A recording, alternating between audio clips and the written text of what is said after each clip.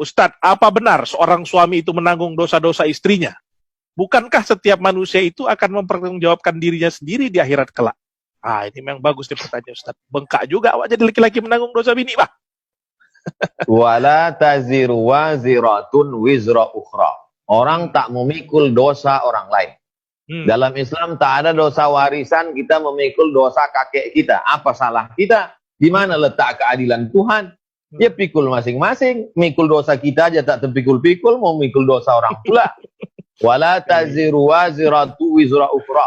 Kita tak bisa memikul dosa orang lain. Tapi ada kesalahan kita. Bukan kesalahan dia, kesalahan kita. Contoh, kita punya anak. Anak itu kita punya kewajiban mendidik dia. Tak kita didik dia masuk TK Al-Quran. Tak kita masukkan dia ke pondok tahfiz Quran. Tak tahu dia halal haram. Hantam kromo bantai saja riba sudi. Habis itu mati kita. Maka mengalir dosanya ke kita. Gara-gara kita tidak menunaikan kewajiban kita kepada dia. Hukum asalnya tak ada dosa dia mengalir ke kita. Sudah kita masukkan dia ke pesantren. Islamic boarding school, sekolah full day, tahfiz Quran, nasihat bebuih mulut kita ngasih tahu, jangan kau makan haram nak, jangan kau berzina nak, jangan kau pacaran nak, kau kerja. Sudah kita kasih tahu, mati kita, buat salah juga dia, dosa masing-masing. Lana a'maluna walakum a'malukum, dosa kau tanggung, dosaku ku tanggung. Karena kita tidak salah lagi. Tapi kalau kita tidak mendidik dia, dosa tidak mendidik itu yang kita dapatkan. Begitu juga terkait dengan istri. Istri bukan urusan kita Pak Ustadz, kan urusan bapaknya. Setelah kau akad nikah, berpindahlah. Itu makanya calon mertuamu itu kan dipegangnya tuan tanganmu itu tuh.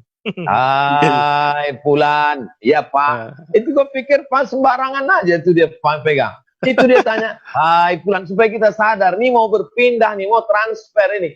Jangan bayangkan transfer kos-kosan sama mobilnya, bukan. Yang mau kita pindah itu adalah tanggung jawabnya. Makanya sejak saat itu kau sebagai laki-laki pemuda, sebelumnya sholatmu saja yang kau pentingkan. Sebelumnya asal tertutup pusatmu sama lututmu selesai.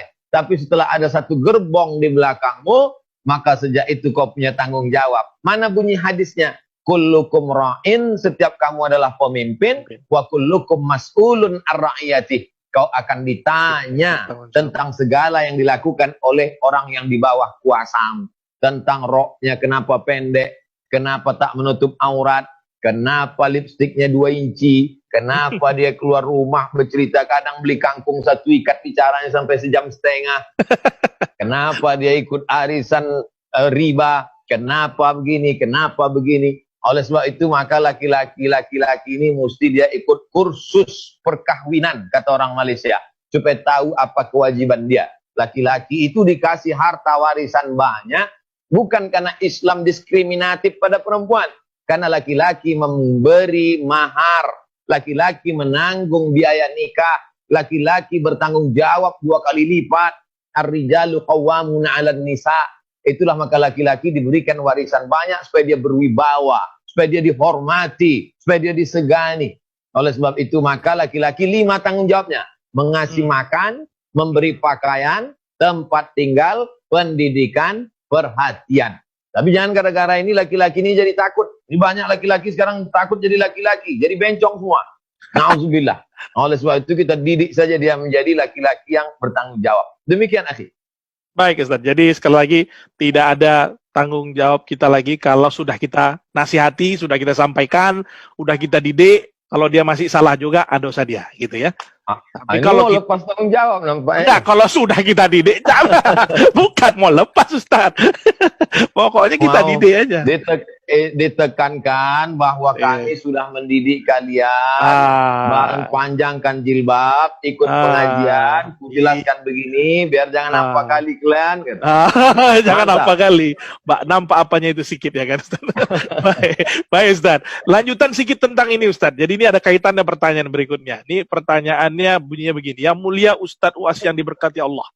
Saya ingin mendengar pendapat Ustaz tentang hal ini. Tahun 30-an hingga tahun 60-an, film-film barat Hollywood melazimkan adegan ciuman alias pacaran. Akibatnya tahun 80-an, remaja dunia termasuk Indonesia lazim melakukan pacaran. Tahun 70-an hingga 90-an, film barat melazimkan adegan ranjang alias seks bebas. Akibatnya remaja tahun 2000-an